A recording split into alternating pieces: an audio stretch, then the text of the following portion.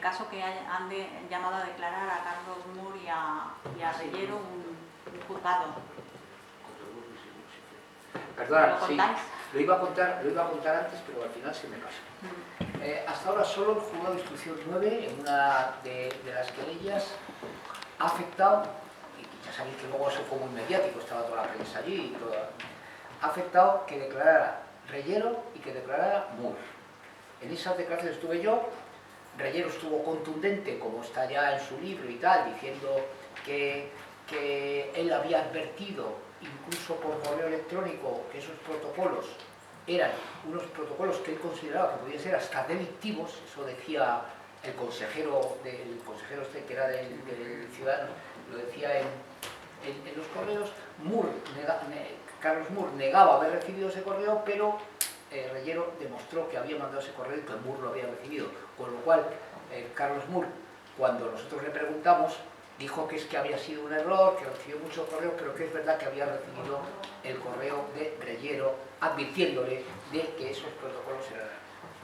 Mur lo que vino a decir, pues a esto Reyero evidentemente sabíamos que iba a estar en esa línea y estuvo en esa línea, estuvo muy bien. Mur sabíamos que iba a intentar defenderse. Y claro, yo ahí le pregunté fundamentalmente de si esos protocolos los hizo él por su cuenta, los hizo él porque alguien se lo indicó, con quién se reunió para hacerlos, con qué se reunió. Él contó que se había reunido con algunos geriatras para hacerlo, y al final le dije, bueno, ¿es usted responsable entonces? Y entonces ya empezó a contestar como: yo soy un mindundi, yo no pinto nada, yo soy un secretario, no soy consejero, y las órdenes me las dio el consejero, lo dijo así, las órdenes de realizar los protocolos, y lo firmó el consejero y lo remitió el consejero a las residencias de los hospitales.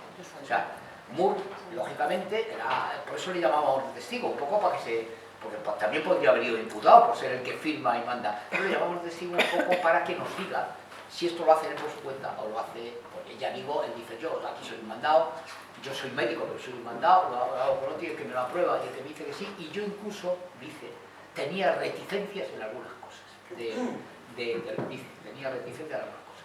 Es decir, esto hasta ahora son, bueno, en las que nos llevamos nosotros. Creo que luego, en otro juzgado, de una querella que no llevamos nosotros, en el 2, que no sé quién la lleva, Pladimar, o sí, no sé quién la lleva, otra querella, ahí también han llamado a declarar a Mur y a Reyero. Y creo que Mur no fue, a esta sí vino, a pesar de que no estaba citado, porque sabéis que vive en Andorra ahora y tiene alguna relación con la sanidad de allí, y a pesar de no estar citado, pues vino porque había habido mucho tema mediático en este sentido, de que iba a haber esta declaración, ¿no? Entonces, bueno, eso es lo que ha pasado. Ahora, el juez en ese tema, que fue ya antes del verano, en ese tema ha dicho que iba a pedir 3 informes. Un informe sobre 3 informes forenses, y uno fundamental sobre qué opinan los forenses de la redacción de esos protocolos. Si esos protocolos,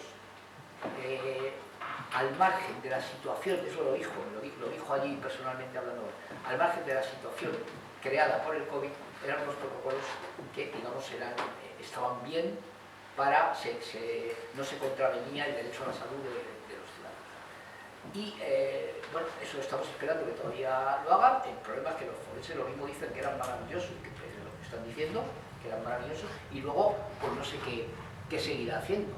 Pero el tema fue esto. Y luego, hablando con él ya fuera a la salida, me dijo que a ver si nos centrábamos un poco más en la delegación de auxilio, porque podía no haber responsabilidad en las muertes. Podría no haber responsabilidad de homicidio imprudente, pero sí a lo mejor se delegó el auxilio a la hora de no trasladar a las personas a los hospitales. Contaba él como una cosa que se le ocurría, y no sé qué, que evidentemente la delegación de auxilio está en nuestra querella. O sea, una de las cosas de las que acusamos es de delegación. Eso es lo que pasó en el muerto. Sí, no sé cómo te llamas, José. Yo quisiera saber si en todas estas investigaciones, en todas actuaciones que se ha hecho por esclarecer esto de los protocolos, de la vergüenza, bien dicho, no he oído, a lo mejor es que no he estado atento o he llegado demasiado tarde, no he oído la derivación, la no derivación, pero sí la derivación de quien tenía seguro privado. Se ha hecho, correcto. Sí, sí, eso además, eso, quiero decir, no lo cuentan, ¿eh? Le preguntas, a veces van a declarar responsables de las residencias y lo dicen sin problema, que tienen seguro privado, que sí, que requiere asistencia. Debería buscar la ambulancia. Si hay el problema, no lo quiere la residencia, si el problema tiene que a raíz de ahí, un juez voluntarioso, un juez que realmente quiera hacer luz en lo que pasa en su país, lo que tenía que coger es tirar de ese hilo y llegar hasta el final. Pero no hacen eso, no hacen eso. Están deseando lo que decía antes, escuchar que es que no se puede hacer más. Y en cuanto dicen eso, carpetazo. Oiga, si en su país ha ocurrido una tragedia, vamos a ver esa tragedia si tiene responsables o no tiene responsables. Usted tiene un papel muy importante en todo esto, porque los familiares que se han querellado lo que buscan es saber qué se hizo, qué no se hizo. Y no está en su mano llegar hasta el final. En su mano está llegar a usted. Y ahora es usted el que tiene que empezar a tirar de hilo. Aquí no ha tirado de hilo nadie. Y un poco con los autos que ha estado leyendo José Luis y con los informes forenses, lo que están intentando antes de tiempo procesalmente es lo que se llama una excusa absolutoria. Obviamente deberían de abrir procedimiento y luego defenderse diciendo era imposible porque había una situación de guerra o había una situación de una pandemia, no sé qué, cosa que se lo tendrían complicado porque estaba el CENDAL también, que se nos ha olvidado hablar del CENDAL. El FEMA, que no lo utilizaron, o lo utilizaron muy poco, pudiendo llevar ahí a cantidad, medicalizarlo y hacer esto. Pero bueno, lo que están planteando antes de nada, antes de ir al procedimiento penal, que es al procedimiento a la vista oral, que es donde, desde mi punto de vista, debe plantearse, es una excusa absolutoria previa. Una excusa absolutoria previa. Entonces, bueno, vamos a ver, todo esto que usted dice, que es que esto era imposible porque el contexto de la guerra mundial esta que teníamos, porque el contexto de cómo estaban los hospitales de no sé qué, bueno, pues aléguelo usted en un procedimiento penal y veremos a ver si eso es una excusa absolutoria suficiente para que les absuelvan. Pero vamos a ir al procedimiento, con lo cual significa que habría una vista oral que es mucho más digamos, es el paso siguiente a un estudio. ¿Alguna pregunta? Carmen. En cuanto a otras, aparte del Tribunal de Estrasburgo, ¿habría alguna otra salida fuera de la vía penal? Yo quiero aclarar que aquí para todos, que nosotros como Marea de Residencias pedimos a los abogados querellas criminales, o sea, no queríamos ir por ninguna otra vía, queríamos que se esclarecieran responsabilidades penales, ¿no? Y en ningún caso planteamos la vía civil. Pero creo que a lo mejor a alguien le pueda interesar y entonces, no sé, os pregunto si queréis explicar un poco esa vía.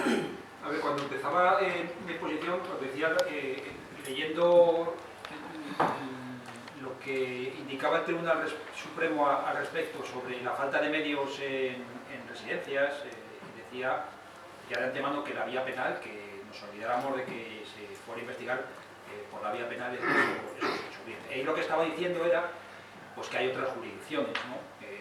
Decía yo antes, la jurisdicción contenciosa, la jurisdicción civil. ¿Por qué? Porque ahí se dirimen responsabilidades bien administrativas de la administración, bien de los particulares de las residencias.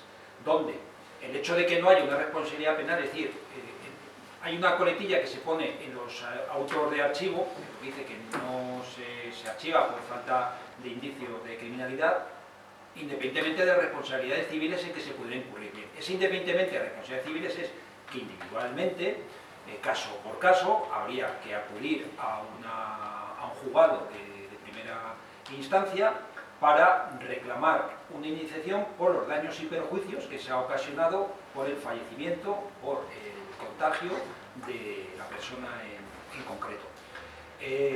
Problema que plantea en las opciones, bien en vía civil o bien en vía administrativa, respecto a la administración, es el tema de las costas procesales. Es decir, aquí, cuando se archiva y se pierde, no hay condena en costas. En civil, en contencioso, contencioso sí va a haber condenas costas, sobre todo en civil. El problema de las costas es que acabas pagando los honorarios de la otra parte. Entonces, los honorarios de la residencia, en su caso de los directores de la residencia, de los abogados del Estado, de los abogados de la Comunidad de Madrid, etcétera, pues en caso de que se perdiera, se repercutirían en las personas que hubieran iniciado ese tipo de acciones. Además, habría que ir con peritos, es decir, hay que ir con peritos médicos para combatir los argumentos que se van a exponer por la otra parte. Ahora mismo en el procedimiento el perito es el forense, no se está interviniendo con perito, pero en vía civil, sin perito pues está vendido porque el juez necesita que le ilustre sobre cuál es la razón por la que consideras tú que los protocolos fueron aplicados con criterios exclusivos en tu caso concreto, y además establecer la relación causa-efecto entre la aplicación de ese protocolo a tu caso en concreto. Es un perito tendrá que decir que efectivamente el punto tal del protocolo tal que fue aplicado como consecuencia de la colaboración de la residencia tal y el hospital tal, en un periodo de tiempo determinado en el que se hubiera llevado a esta persona con los medios que tenía su hospital, pues lo más probable es que hubiera sobrevivido. Todo eso, llevarlo a un proceso civil con garantías de éxito es complicado. La semana pasada creo recordar que salió publicado que estaba habiendo un juicio, ahora no sé si era en Valencia, si era en Córdoba. En Alcoy, se estaba viendo en vía civil las responsabilidades que estaban siendo reclamadas por distintos residentes a una residencia. Bueno, pues puede ser la primera sentencia que haga luz sobre si efectivamente la vía civil es más garantista para obtener algún tipo de beneficio, de alguna indemnización, porque aquí estaríamos hablando de indemnización. No, aquí no se dividen responsabilidades de nadie. Esto es un daño y perjuicio que se cuantifica a través de unos baremos. Gracias. Perdón. Sí, yo quería comentarte, porque acabas de decir que había que denunciar que hubo contagio. Pero es que en la mayoría de nuestros casos no se demuestra que hay un contagio, no se demuestra que los fallecidos son por COVID. Entonces, sí, eso sería un problema a la hora de denunciar. Sí, eso es un problema, efectivamente. Si no hay un documento que acredite.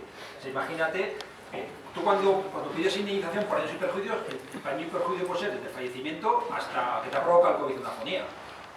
Todo eso es un daño y perjuicio. Si ha habido responsabilidad por parte de alguien en no adoptar una medida determinada para que tú no te contagiaras.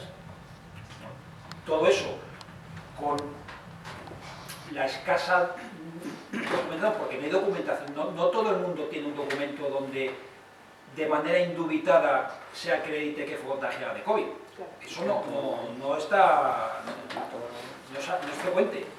Con lo cual, en ese caso, pues habría que valorar, habría que ir por otra vía y ver si el contagio no, pero si hay alguna otra negligencia que pudiera sostenerse. Pero ya os digo, el procedimiento es mucho más complejo desde el punto de vista de la prosperabilidad de la reclamación, incluso luego la repercusión de perder ese procedimiento económicamente tiene una trascendencia que el procedimiento penal estamos viendo que no, porque no está habiendo condenas costas. Claro, un poco con eso, para continuar con lo que ¿oís?